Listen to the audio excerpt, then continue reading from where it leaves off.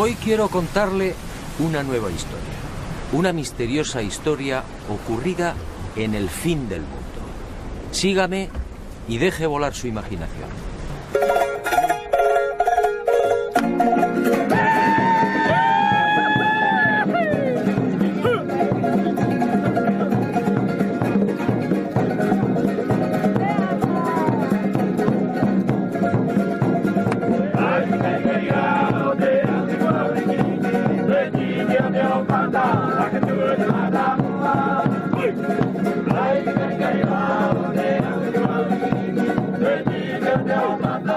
Ocurrió hace mucho tiempo y en mitad del océano. En aquel país vivía un rey sabio y prudente. Era hijo de los dioses y dotado de poderes excepcionales. Su reino era próspero y feliz.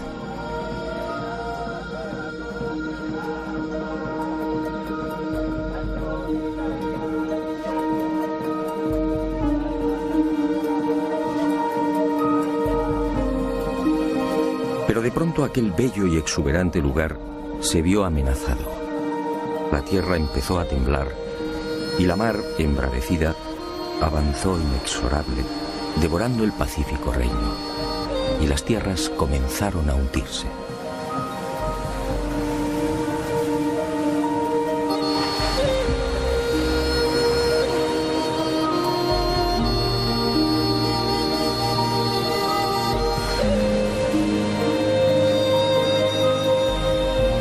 Y el rey solicitó consejo. ¿Qué debía hacer? Uno de sus magos viajó en sueños por el océano y al regresar comunicó al rey que debía partir en dirección al sol. Allí encontraría una nueva patria. Y el rey envió 7 exploradores. Y al poco, aquellos hombres confirmaron la visión del mago. El rey entonces se hizo a la mar, y con él todo su pueblo.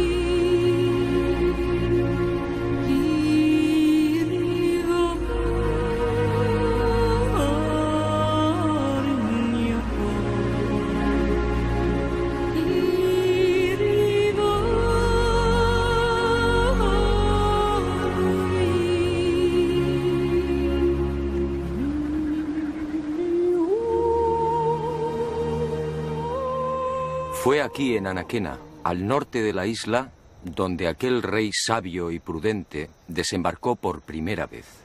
Y con él llegó también el primer Moai, el símbolo que representa a Pascua.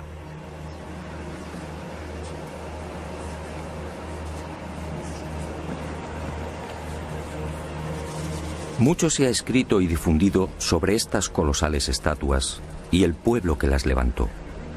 Sin embargo, esa amplísima bibliografía, más de 2000 volúmenes, no ha resuelto las grandes incógnitas que envuelven todavía a Tepito o Tejenua, el verdadero nombre de Pascua. El nombre dado a la isla por aquel rey sabio y prudente. Tepito o Tejenua, el ombligo del mundo.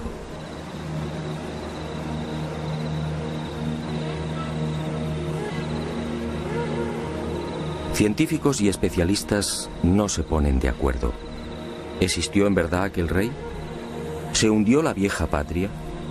Si fue cierta la peregrinación por el océano, ¿cuándo se produjo?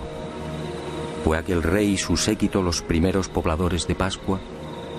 ¿Construyeron ellos los moais? Y de ser así, ¿por qué? ¿Cómo los transportaron?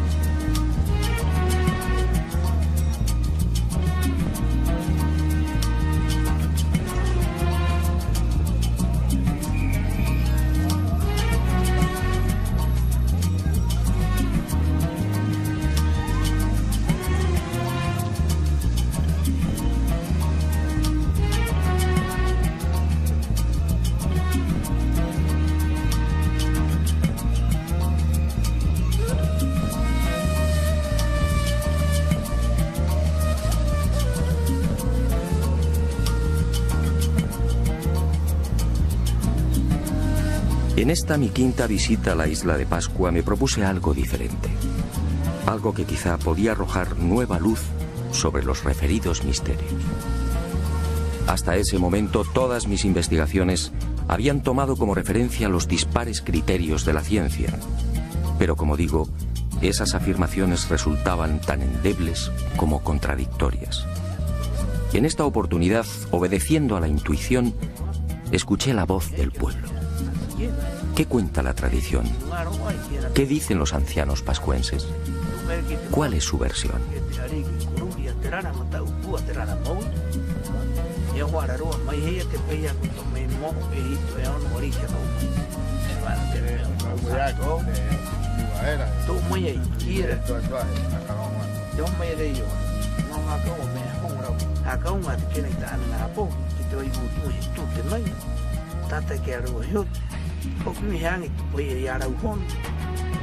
Para los pascuenses o Rapanui, la historia de su pueblo transmitida de padres a hijos no ofrece la menor duda.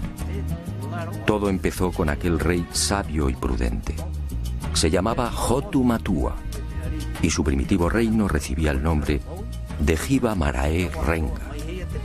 Allí vivía feliz en compañía de su esposa, Bakai Ajeba.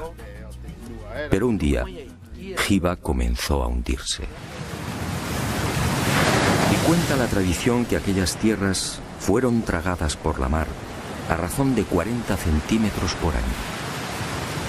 El joven rey Oariki, desesperado, envió diferentes expediciones a la búsqueda de nuevas tierras, pero todas se hallaban pobladas. Fue entonces cuando el mago y sacerdote Haumaka tuvo la visión de una isla situada hacia el este. En sueños, el gran dios Makemake lo trasladó hasta 3 islotes que se alzaban muy cerca de una isla deshabitada. Haumaka recorrió el lugar y regresó a Hiva, anunciando la buena nueva a Hotu Matua. Al día siguiente, 7 exploradores partieron hacia el nacimiento del sol. Alcanzaron la isla y descubrieron las pisadas de Haumaka en las rocas de uno de los volcanes. Al regresar a Hiva, los exploradores intentaron persuadir al rey para que olvidara aquella isla. Se trataba de un lugar pedregoso, sin casi vegetación y azotado por vientos huracanados.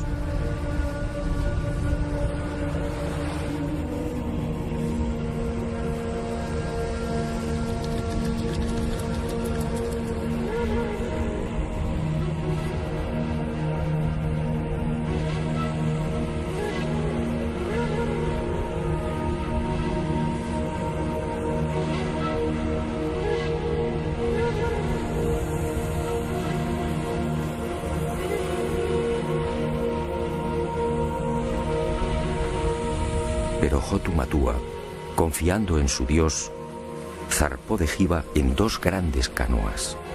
En una viajaba el rey con 300 hombres seleccionados, en la otra la reina con las mujeres.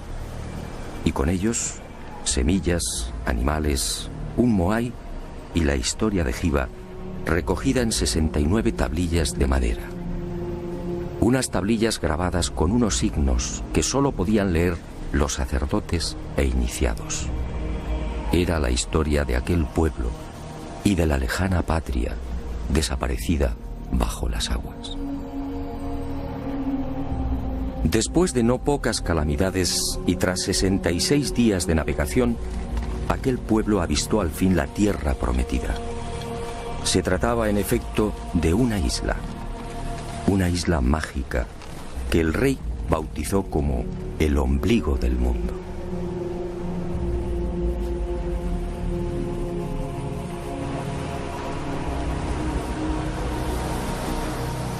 Tras rodearla, el rey y su séquito desembarcaron en una de sus playas.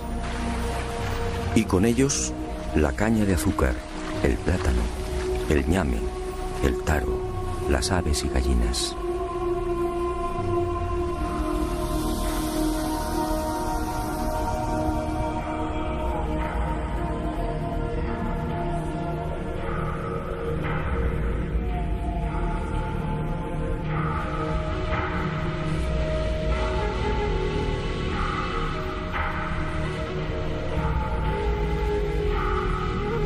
Y junto al rey, junto a los artesanos, agricultores, pescadores, adivinos, sacerdotes, mujeres y niños, desembarca también el símbolo de aquellas audaces gentes.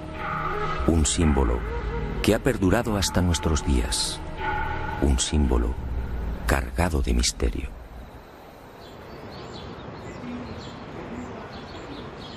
Según los ancianos pascuenses, así dio comienzo la verdadera historia de la isla.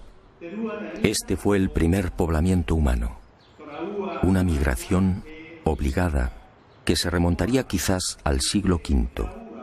Los Rapanui establecen esta fecha basándose en la lista de reyes que sucedieron al mítico Hotu Matua y que conservan con nitidez en la memoria colectiva.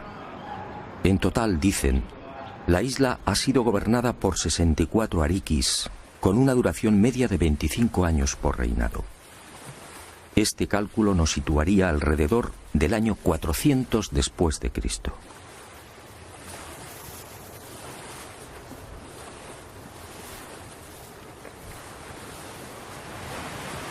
Algunos especialistas, sin embargo, fijan el desembarco de Hotu Matua y los Hanau Momoko o gente delgada en una época más reciente.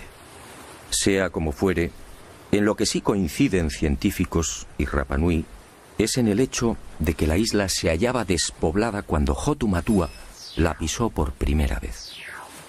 Y no es de extrañar, dadas las enormes distancias que la separan de las costas más próximas. De hecho, la única tierra que los pascuenses alcanzan a ver desde su isla es la luna. Hei tātou, aki runga era, o te manawai, ko te pokouri, ko te pumahore, ahau maka. Kara o te wā e ki te aroe, hua rewa ko akaha, I ana nei, ko te hatinga ko he ahau. La siguiente pregunta a los custodios de la tradición Rapanui fue obligada. ¿De dónde se supone que procedía Hotu Matua? ¿Existió realmente el país llamado Hiva? Para la mayor parte de los científicos, el hundimiento de esas tierras es pura leyenda. Para los pascuenses, en cambio, Hiva Marae Renga fue real. Así lo dice su historia. Y los ancianos cuentan que Hiva formaba parte de un gran continente situado hacia el suroeste y a 2 meses largos de navegación. Pero el océano se lo tragó y hoy solo es un lejano recuerdo. Y los Rapanui, agradecidos por el interés de aquel extranjero, fueron a revelarme un secreto que, según ellos, confirmaría lo que habían recibido por tradición oral. Según esta información, en la isla de Pascua existe un punto que señala directamente a Hiva, a la antigua patria. Al oeste de la isla, en efecto, se alza un grupo de moais conocido entre los isleños como los 7 exploradores. Los Rapanui aseguran que fueron levantados en memoria de aquellos 7 audaces súbditos de Hotu Matua, enviados por el rey para confirmar el sueño del mago Haumaka. Curiosamente, son los únicos moais que miran al mar.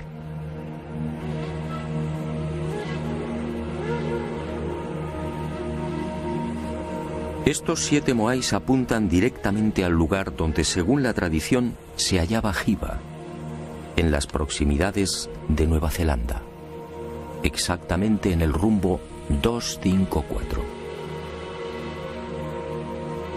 ¿Casualidad? Lo dudo. Para la ciencia, aquella primera oleada humana que llegó a Pascua tuvo que proceder de algún punto más cercano. Y algunos señalan las Islas Marquesas, al noroeste. Otros incluso aseguran que Hotu Matua y su gente pudieron navegar desde las costas del Perú o de la India. Los pascuenses lo niegan. Hiva, dicen, era parte de un continente que ocupaba una gran extensión en el Pacífico Sur. E inevitablemente surge la sombra de otra leyenda. ¿Se refieren los Rapa Nui a Mu, el legendario continente desaparecido?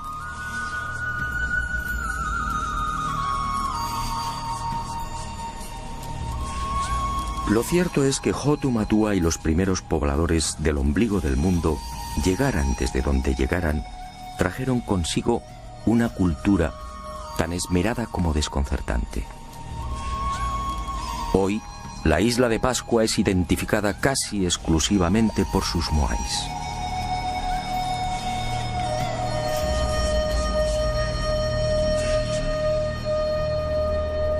Sin embargo, aquel rey y aquellas gentes delgadas eran portadores también de otros secretos y extraordinarios conocimientos. Una sabiduría incomprensible para aquel remoto siglo V. Según la tradición Rapa Nui, al segundo día de su llegada a la isla, Bakai, la esposa de Hotu Matua, dio a luz a su primer hijo. Se trató en efecto de un parto submarino.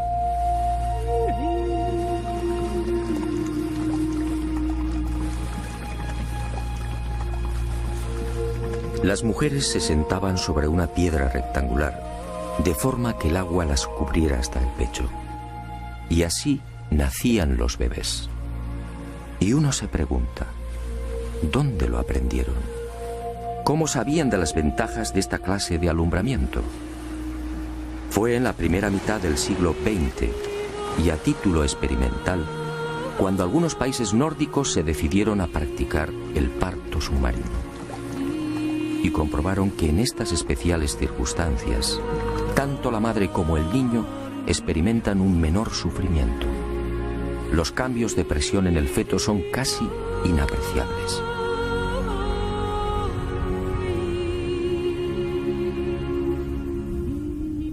Con la llegada a Pascua de la civilización, o debería decir de la supuesta civilización, esta ancestral costumbre se perdió. Como se perdería también otro ritual igualmente insólito y que, según la tradición, procedía de Hiva. Las embarazadas eran trasladadas a la ciudadela sagrada de Orongo. Una vez aquí, los sacerdotes recogían el líquido amniótico, siendo utilizado por reyes y reinas para el cuidado de la piel y en las ceremonias de fertilización de la tierra. ¿Cómo sabían los primitivos pascuenses del poder regenerativo del apnio?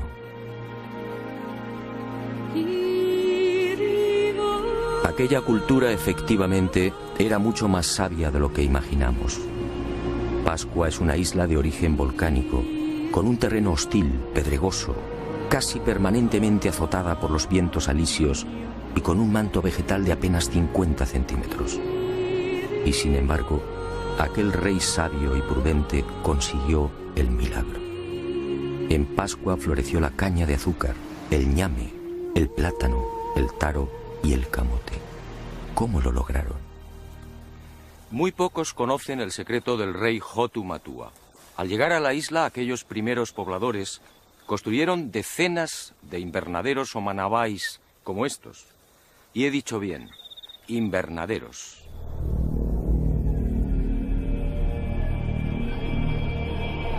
He aquí otra muestra de la sabiduría de aquel pueblo. Una sabiduría o un poder heredados de Hiva. Las inclemencias y agresividad de la isla no fueron obstáculo para los recién llegados. Y levantaron los manabai. unos invernaderos excavados en el terreno de hasta 2 metros de profundidad y 20 o 30 de longitud. Un lugar que mantiene un especial microclima y que permite el crecimiento de toda suerte de frutos y hortalizas. Un milagro que los científicos no terminan de explicar. Y aunque la ciencia no tiene una respuesta satisfactoria, para los pascuenses, en cambio, la solución es tan simple como familiar. El milagro de los Manabái fue consecuencia del poder del mana. El mana era un poder sobrenatural emanado del dios Makemake, una extraña y singular criatura que descendió de los cielos instalándose en la mítica Hiva. Y aquel dios se cruzó con las hijas de los hombres, y de ahí nacieron los viejos héroes y los reyes. Y todos ellos disfrutaron del primitivo poder del dios, el mana. Una historia, por cierto, sobradamente conocida en otras culturas.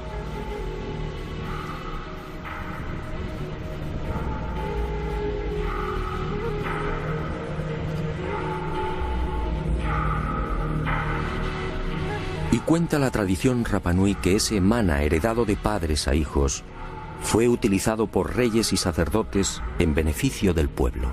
Ninguno de mis informantes supo explicar con precisión en qué consistía dicho poder sobrehumano. Todos, sin embargo, coincidieron en algo.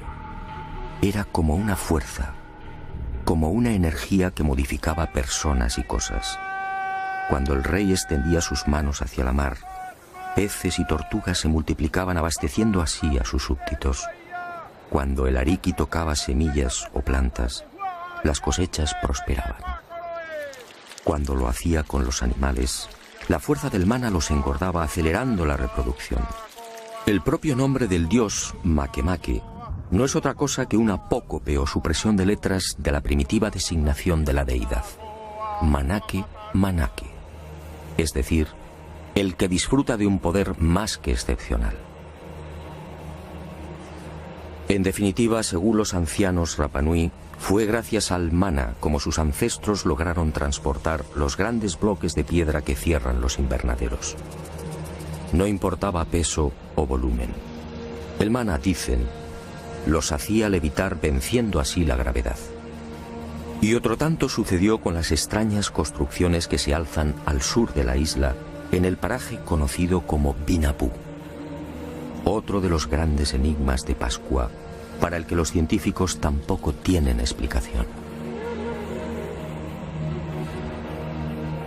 Aquí, desafiando toda lógica, permanecen los restos de un aju o altar, muy diferente a los 101 que se conservan a lo largo y ancho de la isla. Diferente, sí, por su estructura y por el peso y pulido de los bloques que lo integran. Bloques de duro basalto de hasta 11 y 12 toneladas perfectamente escuadrados. ¿Cómo lograron semejante perfección? Ni siquiera una afilada navaja puede penetrar entre sus paredes. Pero quizá lo que más sorprende de esta construcción es la extraordinaria semejanza con otros muros situados a miles de kilómetros. Sígame y juzgue por sí mismo.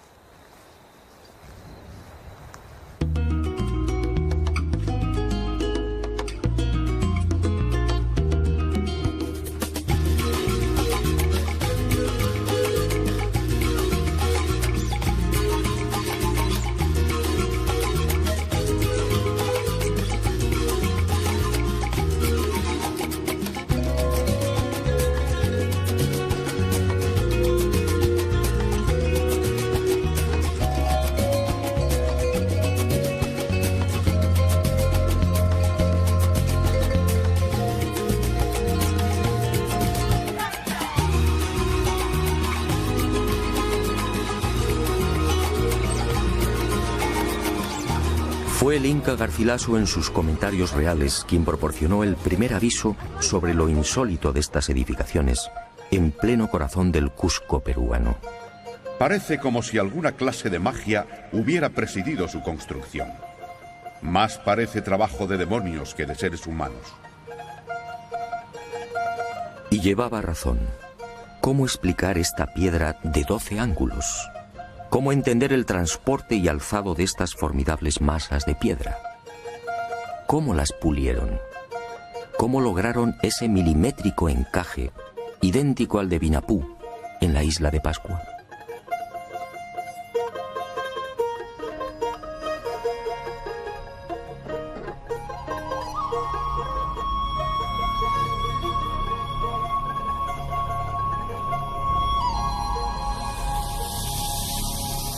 ¿Y qué decir de las moles que dan forma a la fortaleza inca de Sacsayhuamán?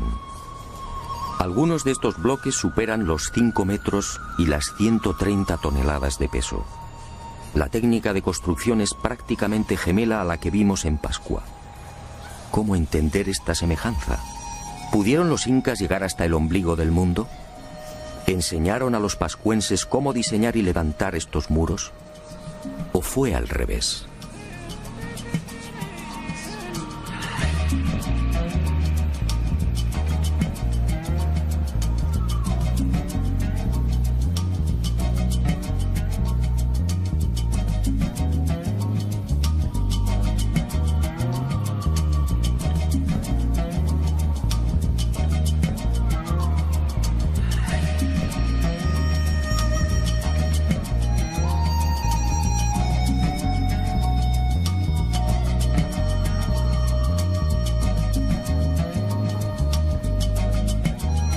Y otro tanto sucede con los almacenes y tumba del rey Ranjai, en la ciudad etíope de Aksum. Una formidable construcción con bloques de 500 toneladas, escuadrados exactamente igual que en Perú y Pascua. Un complejo funerario que se remonta al año 2500 a.C.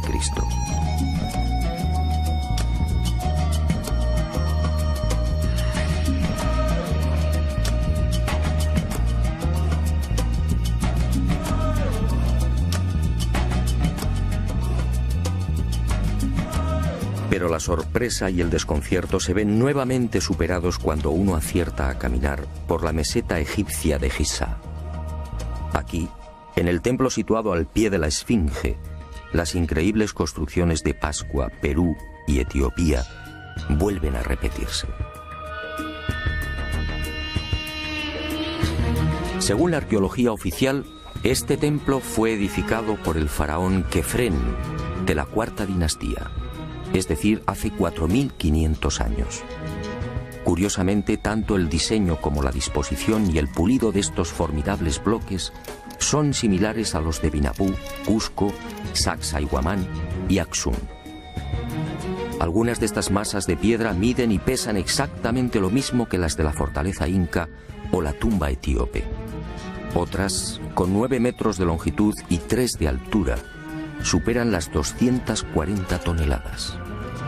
La perfección es tal que tampoco aquí es posible introducir la hoja de un cuchillo entre las paredes. ¿Cómo lo hicieron? Nadie tiene una explicación convincente.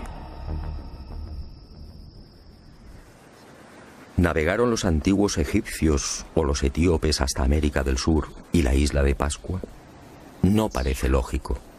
La distancia entre estos países y el ombligo del mundo es de más de 15.000 kilómetros. Pero entonces, ¿qué ocurrió? Por más que indagué, fue imposible hallar una explicación al enigma de la semejanza entre las construcciones de estas 4 culturas. En Pascua no existe vestigio alguno de las hipotéticas visitas de incas o egipcios. Para los Rapanui, los muros de Vinapú, destinados a sostener un moai de 23 metros, fueron obra de Hotu Matua o de sus inmediatos sucesores. Unos muros, dicen, que se hicieron realidad merced al mana.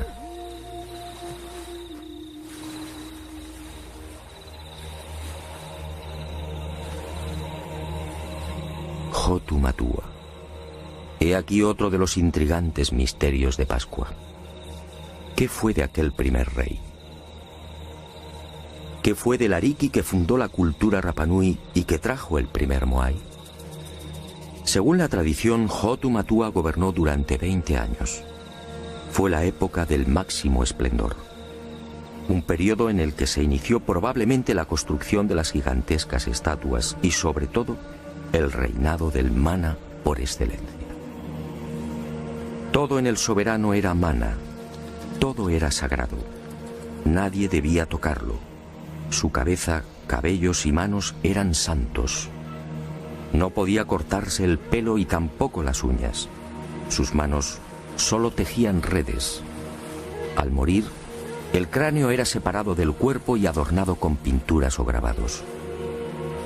Pero este poder, el mana, se hallaba asociado a otro concepto, el tapu, es decir, lo prohibido.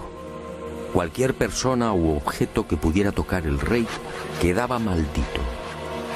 Y el tapu, un concepto del que procede la palabra tabú, ha llegado hasta nuestros días en la isla del fin del mundo.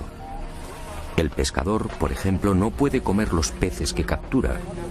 Las mujeres y niños Rapa Nui tienen prohibido el consumo de atún durante la época estival.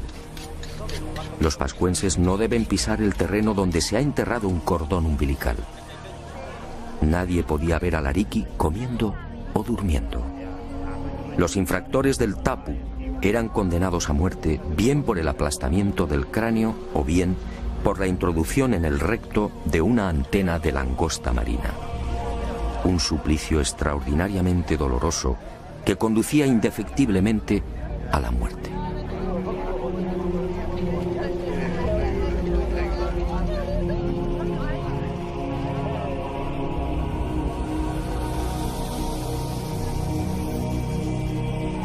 Cuando pregunté por la tumba de Hotu Matua, todos coincidieron. Fue sepultado en Akahanga, al sur de la isla. Un punto equidistante de todas las tribus, y su cabeza, dicen, fue arrojada al mar para que regresara a Hiva. Hoy, este lugar es igualmente sagrado. Los Rapa Nui, celosos de sus tradiciones, no han marcado la tumba. No desean intromisiones. Nosotros, gracias a una información confidencial de los ancianos Rapa Nui, conseguimos ubicar el punto exacto donde, al parecer, reposan los restos de Hotu Matua. Pero di mi palabra de no desvelarlo, una palabra igualmente sagrada. Y Hotu Matua trajo consigo la primera estatua de piedra, el primer moai. En la actualidad nadie tiene memoria de aquella primitiva pieza. Probablemente fue destruida. Según la arqueología, en Pascua han sido catalogados alrededor de 1000 moais. 400 se hallan enterrados o sumergidos en las aguas que rodean la isla. El resto se alza sobre un total de 101 ajus o altares estratégicamente repartidos por el interior y, sobre todo, por el perímetro costero.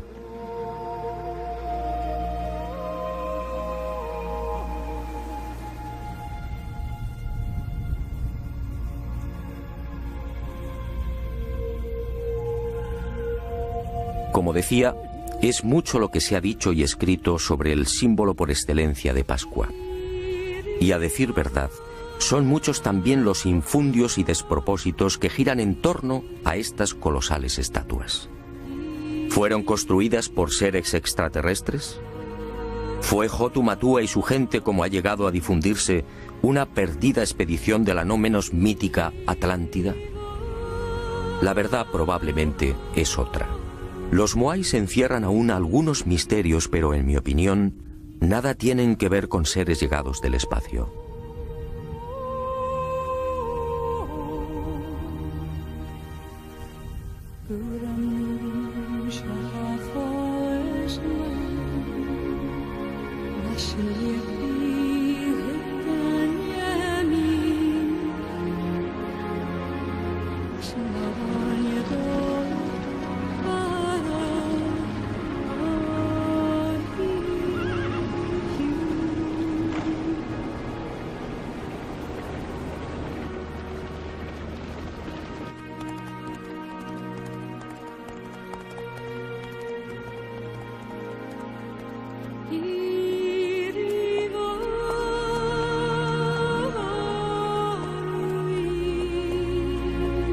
La prueba irrefutable del origen terrestre de los moais se encuentra al este de la isla. en las faldas de un viejo volcán, el Rano Raraku. Aquí se han contabilizado 396 estatuas, muchas terminadas y otras en fase de ejecución. Aquí, en la llamada cantera de los moais, se han encontrado los toki, las rústicas herramientas de basalto con las que se labraban. No hay, por tanto, la menor duda. Los moais son obra humana. Otra cuestión es por qué los hicieron y, sobre todo, cómo los transportaron. Para los científicos, una vez más, no hay seguridad. Para los pascuenses, en cambio, la finalidad de estos colosos de piedra está muy clara. Se trataba sencillamente de la representación de reyes o personajes notables de la comunidad. La estatua era trabajada en la cantera. Una vez concluida, se dejaba deslizar por la pendiente y encajada en una fosa. Allí se remataba la espalda y se esperaba a que el propietario falleciera.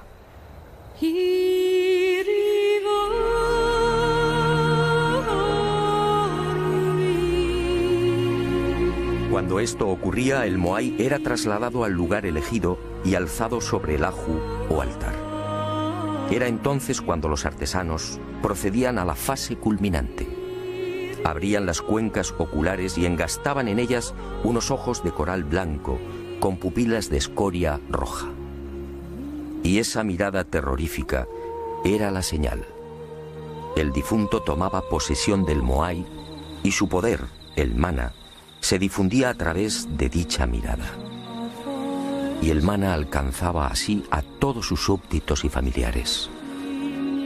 Por eso la casi totalidad de las estatuas mira al interior de la isla. Y en ocasiones, según la categoría del difunto, los moais eran adornados también con los pukao, una suerte de moño o sombrero elaborado con escoria roja y que, según los Rapanui, constituía el emblema del nuevo hombre dios.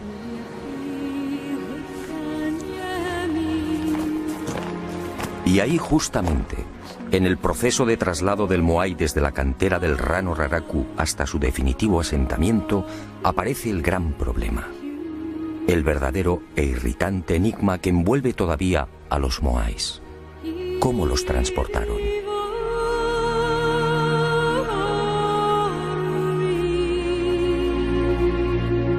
La altura media de los casi 600 moais que pueden contemplarse hoy en la isla oscila alrededor de los 4 metros, con un peso aproximado de 20 a 30 toneladas. Hay excepciones, como en los casos del moai paro, en la costa norte, con casi 10 metros de altura y 85 toneladas de peso. Y el moai, a medio terminar, de la cantera del Rano Raraku. Este coloso de 22 metros de longitud habría llegado a pesar unas 250 toneladas.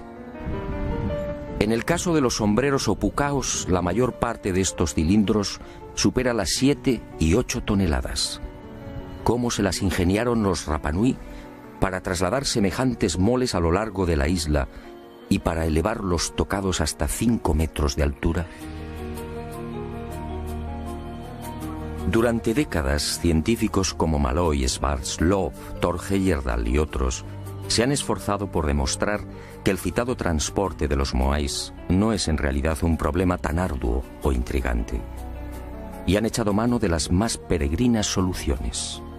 Trineos de madera sobre los que descansarían las estatuas. Horquillas también de madera de las que colgarían los moais. Cuerdas y rodillos y hasta caminos de paja por los que podrían haber sido desplazados los grandes colosos. La verdad es que estas hipótesis no convencen. En algunos casos, ese supuesto arrastre habría exigido cientos, quizá miles de hombres. En otros, el uso de cuerdas o maromas amarradas al cuerpo de las estatuas habría dañado irremisiblemente la palangonita, la frágil piedra volcánica con la que fueron labradas. El ejemplo más claro lo tenemos en el moai de Tongariki. En 1982 fue expuesto en la ciudad japonesa de Osaka. Pues bien, a pesar del exquisito cuidado desplegado en su manipulación y transporte, las sogas lo dejarían marcado para siempre. Y me pregunto, si los antiguos pascuenses se valieron de cuerdas y rodillos para transportar los moais, ¿por qué ninguna de las estatuas presenta las lógicas rozaduras? Pero el gran fallo de cuantos han intentado explicar el traslado de los moais de forma convencional aparece al echar mano de la madera. Rodillos, trineos, horquillas, estructuras en forma de V. Los científicos, al plantear sus hipótesis, dan por hecho que dicha madera era un bien abundante en la isla. Grave error. Los ancianos lo han repetido hasta el aburrimiento. Pero nadie les ha prestado atención. En Pascua, dicen los Rapanui, jamás hubo bosques. Y vulcanólogos y expertos en polen han terminado dándoles la razón.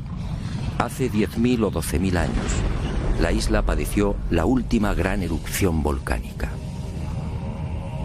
El Maunga Terevaca al norte entró en actividad y los ríos de lava arrasaron Pascua, sofocando cualquier vestigio de vegetación. Cuando Hotu Matua desembarcó en Anaquena, el ombligo del mundo era un paraje casi desolado. El único arbusto presente en la isla era el toromiro, de apenas 1,30 metros de altura y 30 centímetros de diámetro.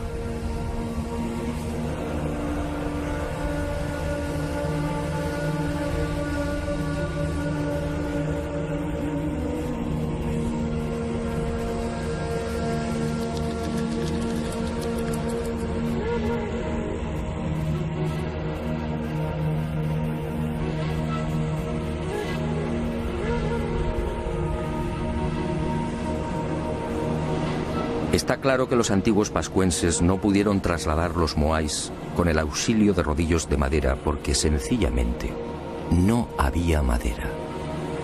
Y el enigma aparece de nuevo. Si el toromiro no era suficiente para la elaboración de esos más que supuestos cientos o miles de rodillos, ¿cómo los transportaron? La respuesta de los Rapanui siempre es la misma: con mana. Era el poder más que excepcional del rey o de los sacerdotes el que levantaba las estatuas en la cantera, desplazándolas por el aire. Llegado el momento, cuando el propietario del moai fallecía, el cortejo se ponía en marcha. El ariki utilizaba su mana y el gigante de piedra se alzaba como una pluma, obedeciendo las órdenes del rey o del iniciado de turno. Y así viajaba hasta el lugar fijado por el difunto.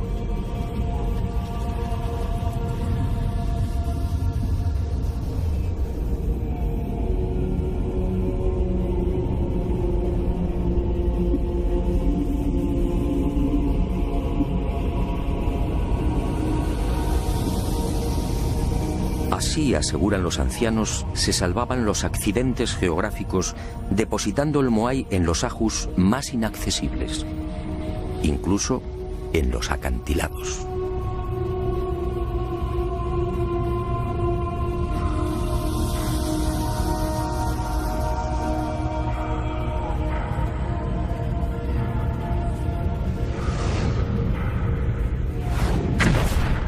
Pero esta versión, obviamente, no cuenta para los científicos.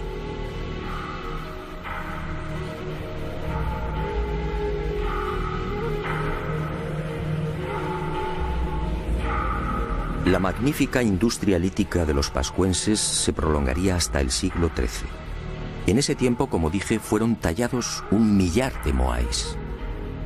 Fue la época dorada de la isla del fin del mundo.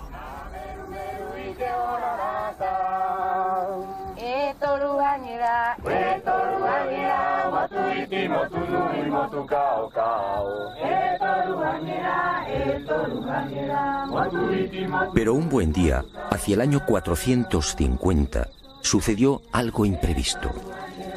En la isla desembarcó una segunda oleada humana.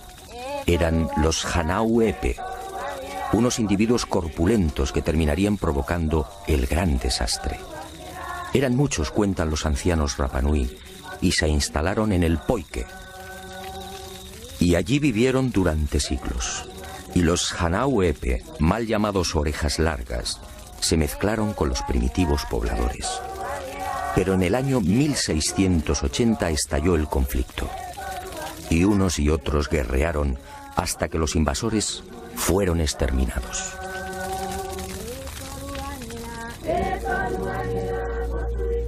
La isla no se recuperaría jamás de aquella sangrienta guerra. Y poco tiempo después, las rivalidades entre tribus y familias desembocarían en otra catástrofe. Una parte del pueblo se rebeló contra la tiranía del rey, ensañándose con los símbolos del poder, los moais. Y muchas de las estatuas fueron derribadas. Y así han permanecido hasta hoy. Fue el final de los colosos de piedra y del mana. Desde entonces, los moais solo son un recuerdo.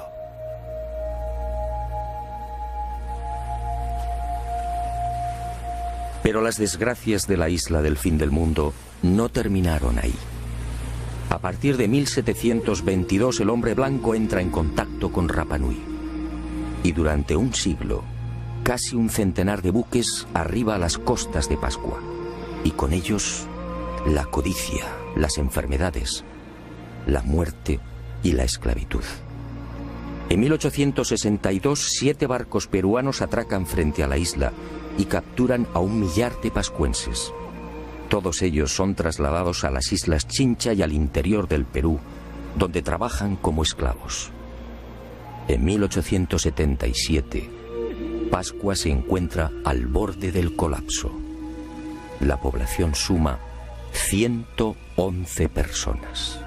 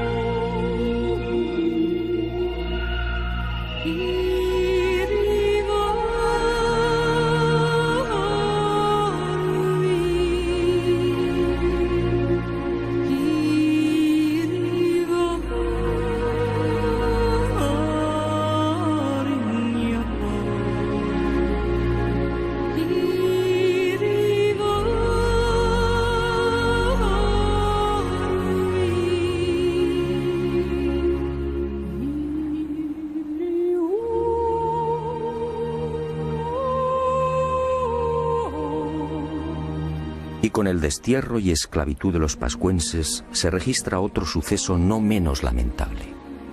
Junto al millar de isleños capturados en 1877 se encuentra el rey Caimacoy y la mayoría de los sabios y sacerdotes de la vieja cultura Rapa Nui.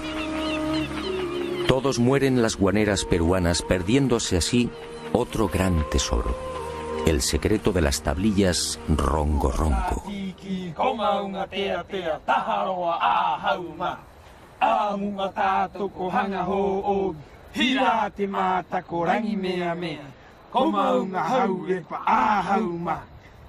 Cuenta la tradición que fue Jotumatua, el ariqui sabio y prudente, el que trajo consigo las 69 tablillas de madera en las que se narraba la historia de Jiva y de su pueblo. Unas tablillas o maderas parlantes, grabadas con 150 signos básicos y con los que podían componerse más de 2000 lecturas. Un formidable tesoro que se perdió con el destierro de los últimos sabios e iniciados Rapa Nui. Hoy solo quedan 24 de estas tablillas repartidas por los más importantes museos del mundo. Su valor es incalculable. Algunas están valoradas en $2 millones. Aquí, sin duda, se explican muchos de los enigmas que todavía envuelven a Pascua. Aquí, según los ancianos Rapa Nui, en estos extraños símbolos se habla también del mana y del singular y poderoso dios Makemake, la criatura que bajó del cielo.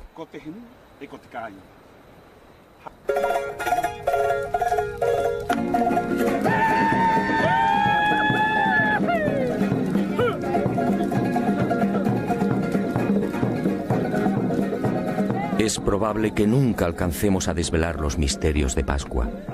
No importa. Pascua sigue conservando la huella y la magia de aquel tiempo y de aquellos hombres. Eso, en el fondo, es lo importante. Pascua, hoy, es una puerta abierta a la imaginación y a los sueños. La puerta más sagrada y benéfica con la que todavía cuenta el ser humano.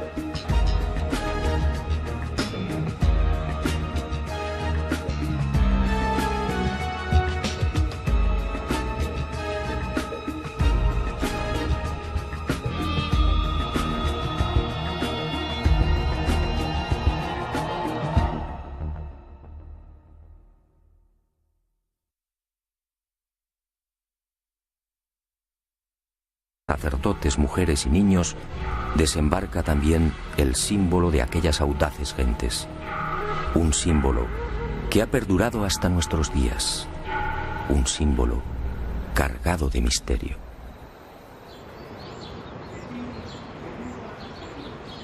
Según los ancianos pascuenses, así dio comienzo la verdadera historia de la isla.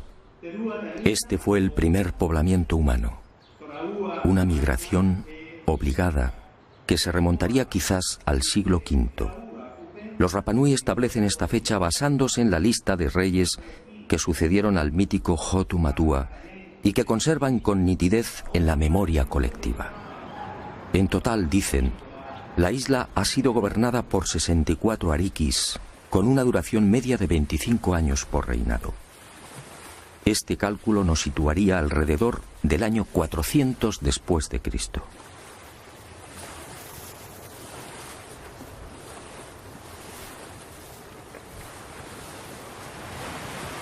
Algunos especialistas, sin embargo, fijan el desembarco de Hotu Matua y los Hanau Momoko, o gente delgada, en una época más reciente.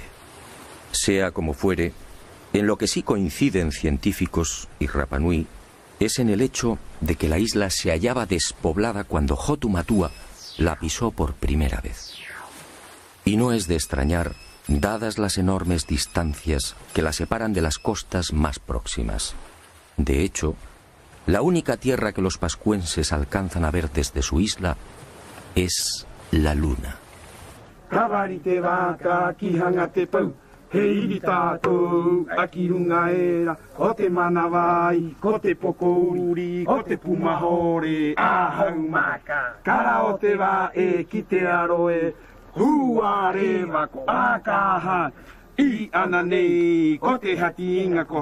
La siguiente pregunta a los custodios de la tradición Rapanui fue obligada. ¿De dónde se supone que procedía Hotu Matua? ¿Existió realmente el país llamado Hiva? Para la mayor parte de los científicos, el hundimiento de esas tierras es pura leyenda. Para los pascuenses, en cambio, Hiva Marae Renga fue real. Así lo dice su historia. Y los ancianos cuentan que Hiva formaba parte de un gran continente situado hacia el suroeste y a 2 meses largos de navegación. Pero el océano se lo tragó y hoy solo es un lejano recuerdo. Y los Rapanui, agradecidos por el interés de aquel extranjero, fueron a revelarme un secreto que es...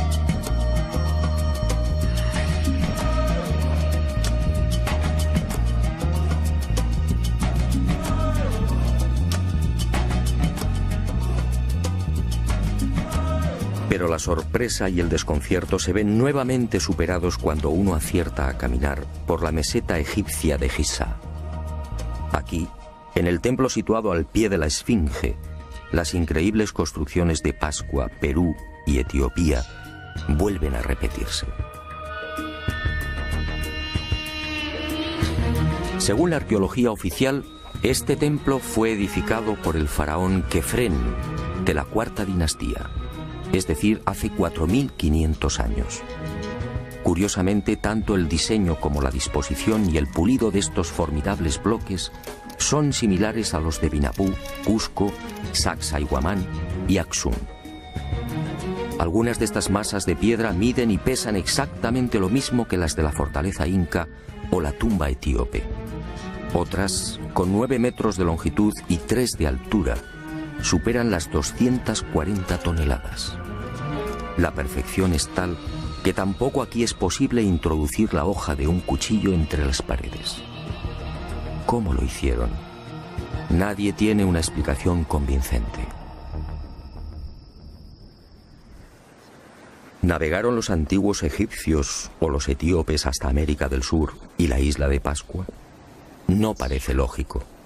La distancia entre estos países y el ombligo del mundo es de más de 15.000 kilómetros. Pero entonces, ¿qué ocurrió? Por más que indagué, fue imposible hallar una explicación al enigma de la semejanza entre las construcciones de estas 4 culturas. En Pascua no existe vestigio alguno de las hipotéticas visitas de incas o egipcios. Para los Rapanui, los muros de Vinapú, destinados a sostener un moai de 23 metros, fueron obra de Hotu Matua o de sus inmediatos sucesores. Unos muros, dicen, que se hicieron realidad merced al mana.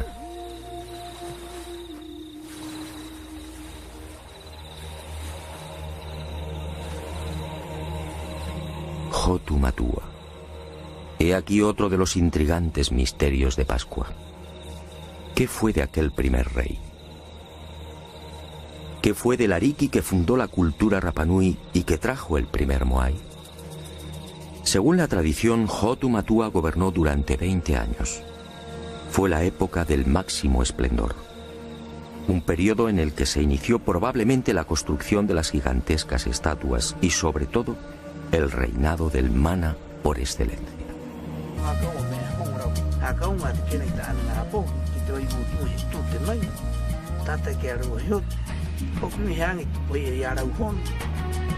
Para los pascuenses o Rapanui, la historia de su pueblo transmitida de padres a hijos no ofrece la menor duda. Todo empezó con aquel rey sabio y prudente. Se llamaba Hotu Matua y su primitivo reino recibía el nombre de Hiva Marae Renga. Allí vivía feliz en compañía de su esposa, Bakai y Ageba. Pero un día, Giba comenzó a hundirse. Y cuenta la tradición que aquellas tierras fueron tragadas por la mar a razón de 40 centímetros por año. El joven rey Oariki, desesperado, envió diferentes expediciones a la búsqueda de nuevas tierras, pero todas se hallaban pobladas. Fue entonces cuando el mago y sacerdote Haumaka tuvo la visión de una isla situada hacia el este. En sueños, el gran dios Makemake lo trasladó hasta 3 islotes que se alzaban muy cerca de una isla deshabitada. Haumaka recorrió el lugar y regresó a Giba, anunciando la buena nueva a Hotumatua. Al día siguiente, 7 exploradores partieron hacia el nacimiento del sol. Alcanzaron la isla y descubrieron las pisadas de Haumaka en las rocas de uno de los volcanes. Al regresar a Giba, los exploradores intentaron persuadir al rey para que olvidara aquella isla. Se trataba de un lugar pedregoso, sin casi vegetación y azotado por vientos huracanados.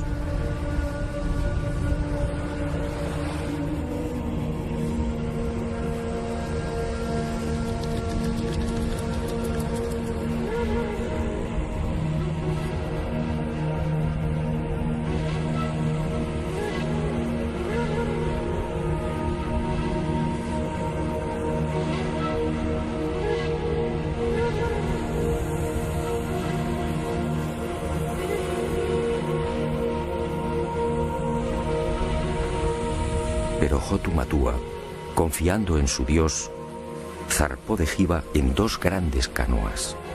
En una viajaba el rey con 300 hombres seleccionados. En la otra, la reina con las mujeres. Y con ellos, semillas, animales, un moai y la historia de Giba, recogida en 69 tablillas de madera.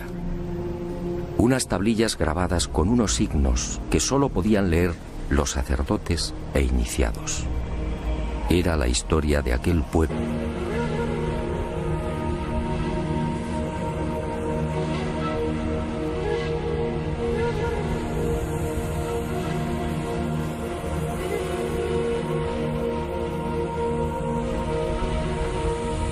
Pero Hotumatua, confiando en su dios, zarpó de Giba en 2 grandes canoas.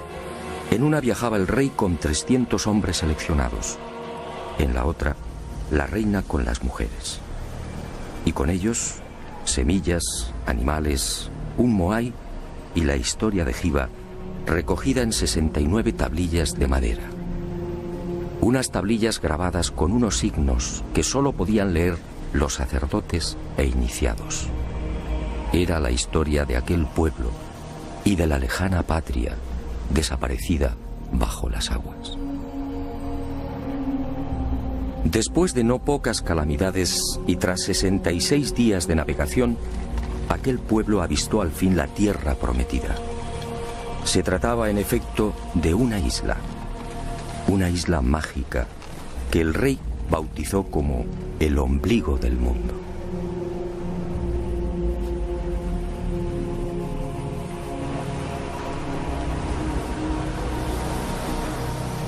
Tras rodearla, el rey y su séquito desembarcaron en una de sus playas. Y con ellos, la caña de azúcar, el plátano, el ñame, el taro, las aves y gallinas.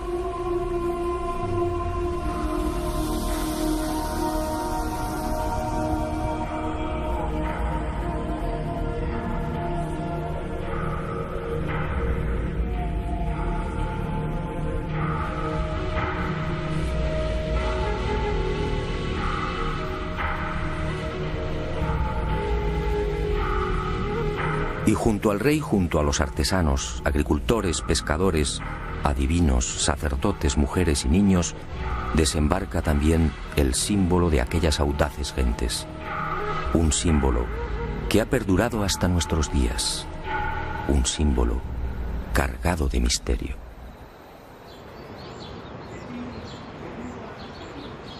Según los ancianos pascuenses, así dio comienzo la verdadera historia de la isla.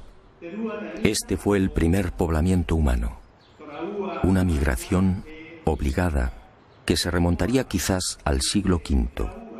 Los Rapanui establecen esta fecha basándose en la lista de reyes que sucedieron al mítico Hotu Matua y que conservan con nitidez en la memoria colectiva. En total, dicen, la isla ha sido gobernada por 64 arikis, con una duración media.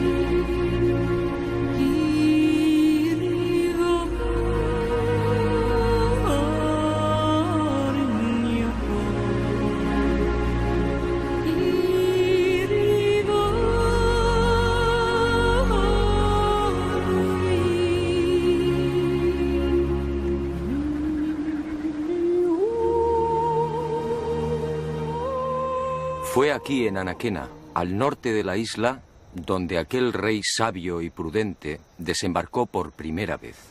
Y con él llegó también el primer Moai, el símbolo que representa a Pascua.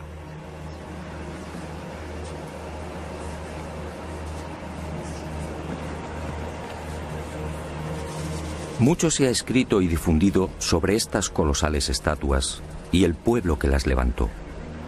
Sin embargo, esa amplísima bibliografía, más de 2000 volúmenes, no ha resuelto las grandes incógnitas que envuelven todavía a Tepito o Tejenua, el verdadero nombre de Pascua. El nombre dado a la isla por aquel rey sabio y prudente. Tepito o Tejenua, el ombligo del mundo.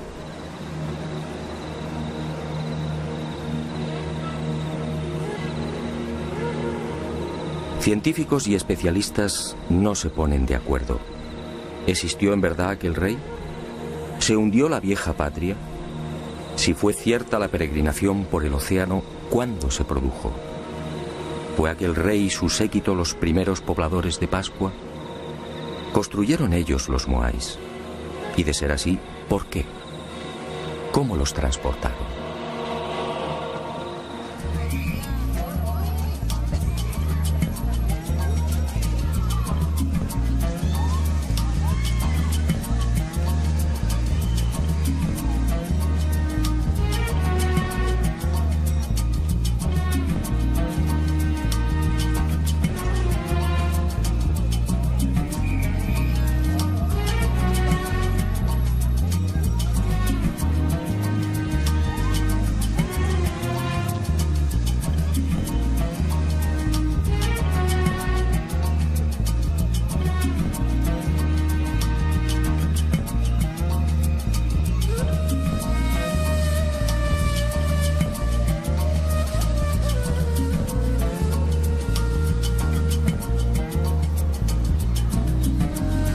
En esta mi quinta visita a la isla de Pascua me propuse algo diferente.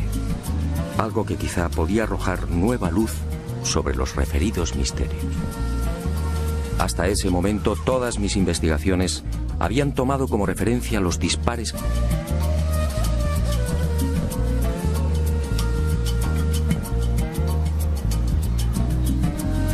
En esta mi quinta visita a la isla de Pascua me propuse algo diferente. Algo que quizá podía arrojar nueva luz sobre los referidos misterios. Hasta ese momento todas mis investigaciones habían tomado como referencia los dispares criterios de la ciencia. Pero como digo, esas afirmaciones resultaban tan endebles como contradictorias. Y en esta oportunidad, obedeciendo a la intuición, escuché la voz del pueblo. ¿Qué cuenta la tradición? ¿Qué dicen los ancianos pascuenses?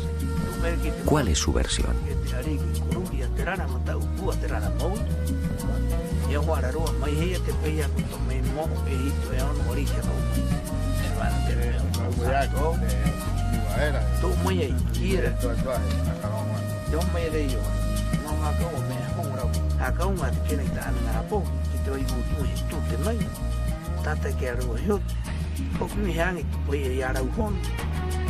Para los pascuenses o Rapanui, la historia de su pueblo transmitida de padres a hijos no ofrece la menor duda. Todo empezó con aquel rey sabio y prudente. Se llamaba Hotu Matua y su primitivo reino recibía el nombre de Hiva Marae Renga. Allí vivía feliz en compañía de su esposa, Bakai Ajeva. Pero un día, Hiva comenzó a hundirse. Y cuenta la tradición que aquellas tierras fueron tragadas por la mar a razón de 40 centímetros por año. El joven rey Oariki, desesperado, envió diferentes expediciones a la búsqueda de nuevas tierras, pero todas se hallaban pobladas. Fue entonces cuando el mago y sacerdote Haumaka tuvo la visión de una isla situada hacia el este. En sueños, el gran dios Makemake lo trasladó hasta 3 islotes que se alzaban muy cerca de una isla deshabitada. Haumaka recorrió el lugar y regresó a Hiva, anunciando la buena nueva a Hotumatua. Al día siguiente, 7 exploradores partieron hacia el nacimiento del sol. Alcanzaron la isla y descubrieron las pisadas de Haumaka en las rocas de uno de los volcanes. Al regresar a Hiva, los exploradores intentaron persuadir al rey para que olvidara aquella isla. Se trataba de un lugar pedregoso, sin casi vegetación y azotado por vientos huracanados.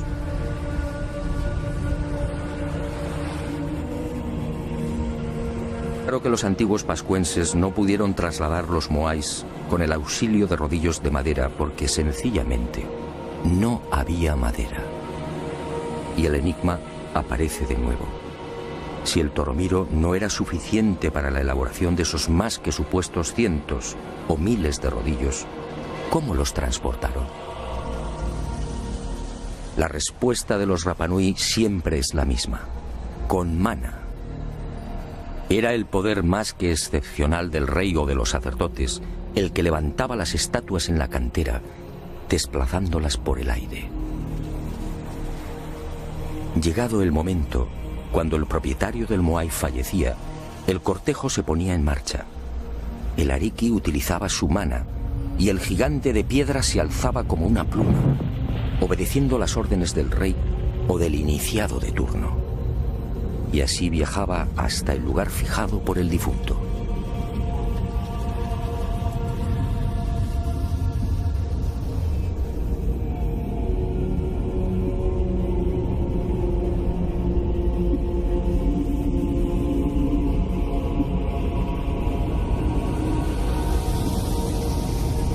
Así, aseguran los ancianos, se salvaban los accidentes geográficos depositando el moai en los ajus más inaccesibles, incluso en los acantilados.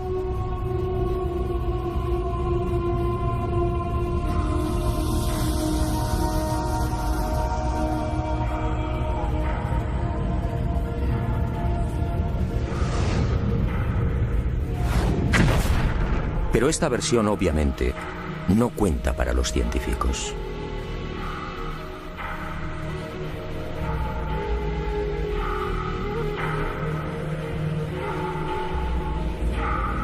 La magnífica industria lítica de los pascuenses se prolongaría hasta el siglo XIII.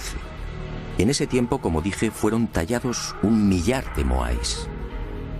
Fue la época dorada de la isla del fin del mundo.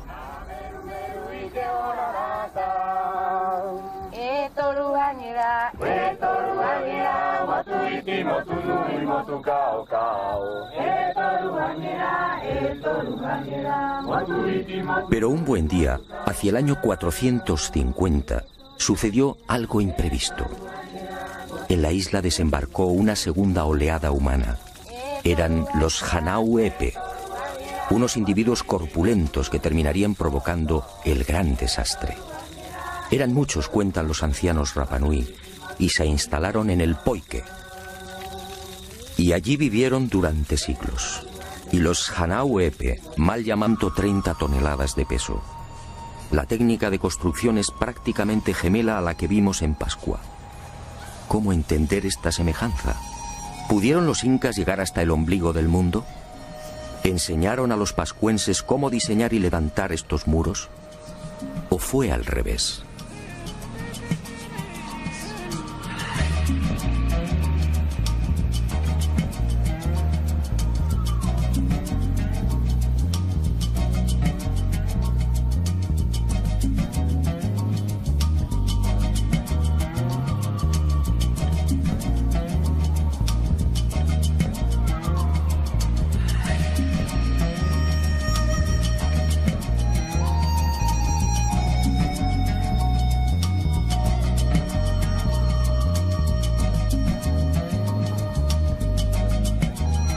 Y otro tanto sucede con los almacenes y tumba del rey Ranjai, en la ciudad etíope de Aksum.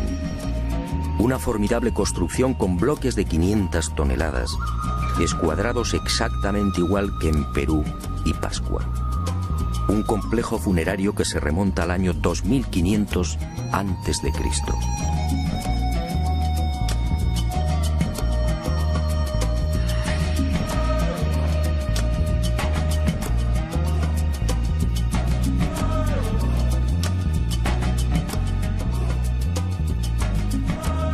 Pero la sorpresa y el desconcierto se ven nuevamente superados cuando uno acierta a caminar por la meseta egipcia de Giza. Aquí, en el templo situado al pie de la Esfinge, las increíbles construcciones de Pascua, Perú y Etiopía vuelven a repetirse. Según la arqueología oficial, este templo fue edificado por el faraón Kefren de la cuarta dinastía, es decir, hace 4500 años. Curiosamente, tanto el diseño como la disposición y el pulido de estos formidables bloques son similares a los de Binapú, Cusco, Sacsayhuamán y Aksum. Algunas de estas masas de piedra miden y pesan exactamente lo mismo que las de la fortaleza inca o la tumba etíope. Otras, con 9 metros de longitud y 3 de altura, superan las 240 toneladas. La perfección es tal que tampoco aquí es posible introducir la hoja de un cuchillo entre las paredes. ¿Cómo lo hicieron? Nadie tiene una explicación convincente. ¿Navegaron los antiguos egipcios o los etíopes hasta América del Sur y la isla de Pascua? No parece lógico. La distancia que el citado transporte de los moais no es en realidad un problema tan arduo o intrigante. Y han echado mano de las más peregrinas soluciones. Trineos de madera sobre los que descansarían las estatuas. Horquillas también de madera de las que colgarían los moais. Cuerdas y rodillos y hasta caminos de paja por los que podrían haber sido desplazados los grandes colosos. La verdad es que estas hipótesis no convencen. En algunos casos ese supuesto arrastre habría exigido cientos, quizá miles de hombres. En otros, el uso de cuerdas o maromas amarradas al cuerpo de las estatuas habría dañado irremisiblemente la palangonita, la frágil piedra volcánica con la que fueron labradas. El ejemplo más claro lo tenemos en el moai de Tongariki. En 1982 fue expuesto en la ciudad japonesa de Osaka. Pues bien, a pesar del exquisito cuidado desplegado en su manipulación y transporte, las sogas lo dejarían marcado para siempre. Y me pregunto, si los antiguos pascuenses se valieron de cuerdas y rodillos para transportar los moais, ¿por qué ninguna de las estatuas presenta las lógicas rozaduras? Pero el gran fallo de cuantos han intentado explicar el traslado de los moais de forma convencional aparece al echar mano de la madera. ¿Rodillos? ¿Trineos? ¿Horquillas? ¿Estructuras en forma de V? Los científicos, al plantear sus hipótesis, dan por hecho que dicha madera era un bien abundante en la isla. Grave error. Los ancianos lo han repetido hasta el aburrimiento. Pero nadie les ha prestado atención. En Pascua, dicen los Rapanui, jamás hubo bosques. Y vulcanólogos y expertos en polen han terminado dándoles la razón. Hace 10.000 o 12.000 años, la isla padeció la última gran erupción volcánica. El Maunga Terebaka al norte entró en actividad y los ríos de lava arrasaron Pascua, sofocando cualquier vestigio de vegetación. Cuando Hotu Matua desembarcó en Anaquena, el ombligo del mundo era un paraje casi desolado. El único arbusto presente en la isla era el toromiro, de apenas 1,30 metros de altura y 30 centímetros de diámetro.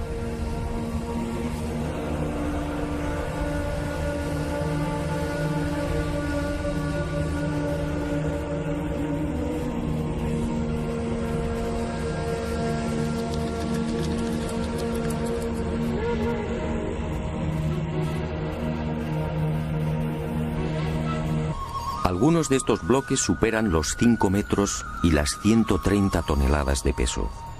La técnica de construcción es prácticamente gemela a la que vimos en Pascua. ¿Cómo entender esta semejanza? ¿Pudieron los incas llegar hasta el ombligo del mundo? ¿Enseñaron a los pascuenses cómo diseñar y levantar estos muros? ¿O fue al revés?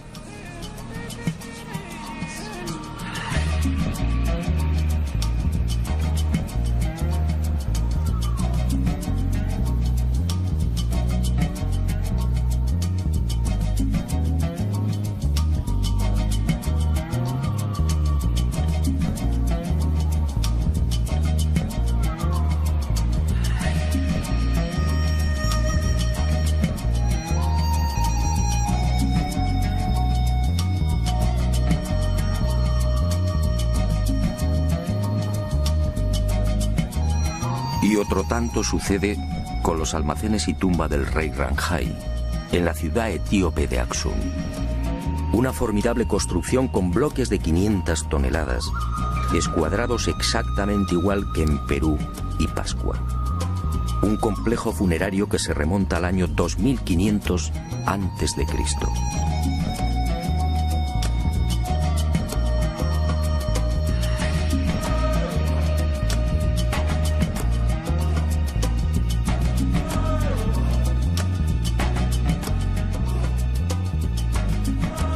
Pero la sorpresa y el desconcierto se ven nuevamente superados cuando uno acierta a caminar por la meseta egipcia de Giza.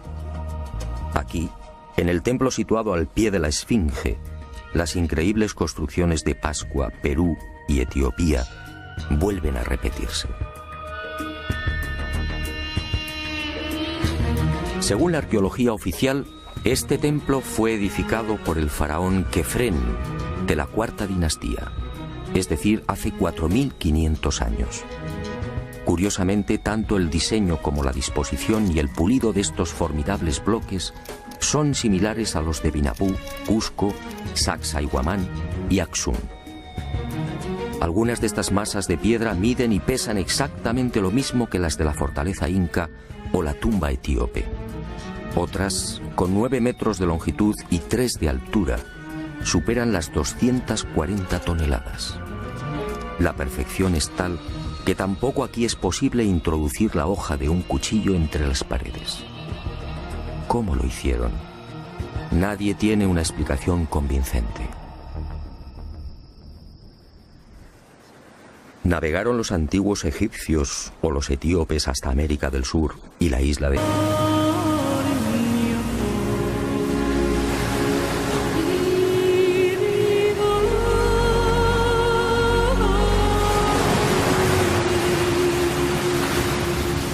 Hoy quiero contarle una nueva historia, una misteriosa historia ocurrida en el fin del mundo. Sígame y deje volar su imaginación.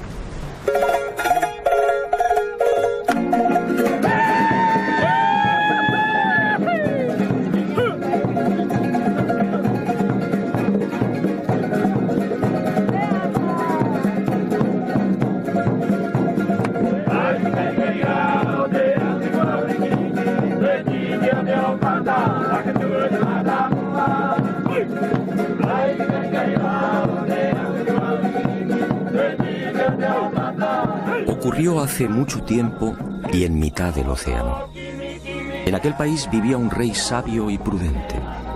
Era hijo de los dioses y dotado de poderes excepcionales. Su reino era próspero y feliz.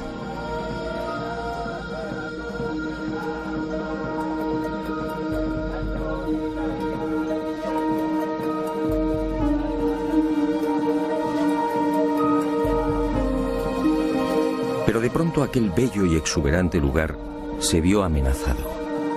La tierra empezó a temblar y la mar, embravecida, avanzó inexorable, devorando el pacífico reino, y las tierras comenzaron a hundirse.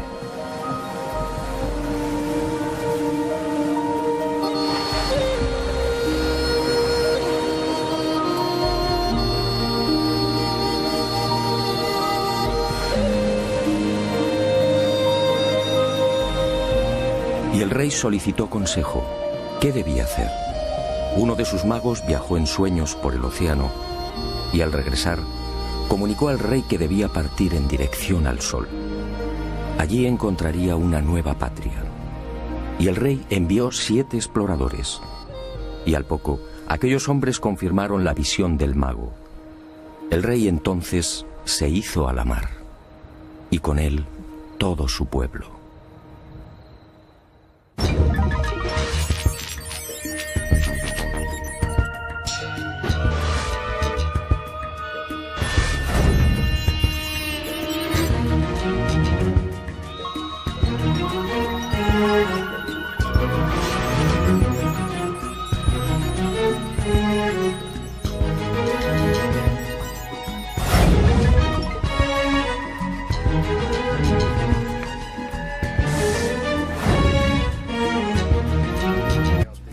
Pero un día, Hiva comenzó a hundirse. Y cuenta la tradición que aquellas tierras fueron tragadas por la mar a razón de 40 centímetros por año. El joven rey Oariki, desesperado, envió diferentes expediciones a la búsqueda de nuevas tierras, pero todas se hallaban pobladas. Fue entonces cuando el mago y sacerdote Haumaka tuvo la visión de una isla situada hacia el este. En sueños, el gran dios Makemake lo trasladó hasta 3 islotes que se alzaban muy cerca de una isla deshabitada. Haumaka recorrió el lugar y regresó a Hiva, anunciando la buena nueva a Hotumatua. Al día siguiente, 7 exploradores partieron hacia el nacimiento del sol. Alcanzaron la isla y descubrieron las pisadas de Haumaka en las rocas de uno de los volcanes. Al regresar a Hiva, los exploradores intentaron persuadir al rey para que olvidara aquella isla. Se trataba de un lugar pedregoso, sin casi vegetación y azotado por vientos huracanados.